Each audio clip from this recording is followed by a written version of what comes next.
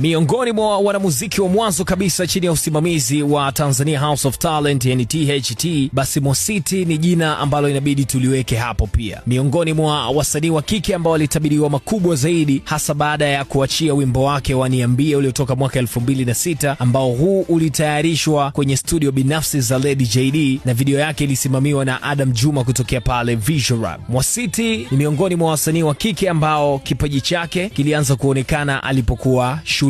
Wakati anahitimu elimu yake ya sekondari mwaka 2003, alikuwa tayari ameshaanza kujihusisha na harakati za kupambania kipaji chake. Mwaka 2004 linakumbukwa shindano la Coca-Cola Pop Star ya mwaka huo, ambapo alivuka mchujo wa kwanza lakini akashindwa kushiriki awamu iliyofuata baada ya wazazi wake kumkataza kujihusisha na muziki. Ikumbukwe shindano hilo la Coca-Cola Pop Star mwaka 2004 lilitoa washindi watatu kutokea Tanzania, na hawa walikuwa ni Sha, Witness Kibonge Bwepesi pamoja na marehemu Langa Kileo. Hawa walikuja kutengeneza kundi lililofahamika kama Wakirisha. Huku Kenya kulikuwa na kundi lililofahamika kama Sema, na Uganda kulikuwa na kundi linaloitwa Blue 3. Miongoni mwa wanamuziki wa kike wanaomvutia zaidi Mwasiti ni Lady JD pamoja na Ray C, ambao walifanya vizuri miaka ya nyuma, lakini tunajua unoma ambao ameendelea kuwa nao Lady JD mpaka leo, na ni wazi kwamba Mwasiti kwa muda ambao amehudumu kwenye kiwanda cha muziki takriban miaka 20, Lady JD ni miongoni mwa mastaa ambao wamemvutia zaidi kwenye consistency, utendaji kazi bora na kuhakikisha anakuwa bora kila leo. Anatimiza miaka 20 kwenye kiwanda cha muziki tangu aanze harakati zake za kimuziki. Inawezekana sio jina ambalo linatajwa kwa ukubwa, lakini you have to put some respect when you mention her name.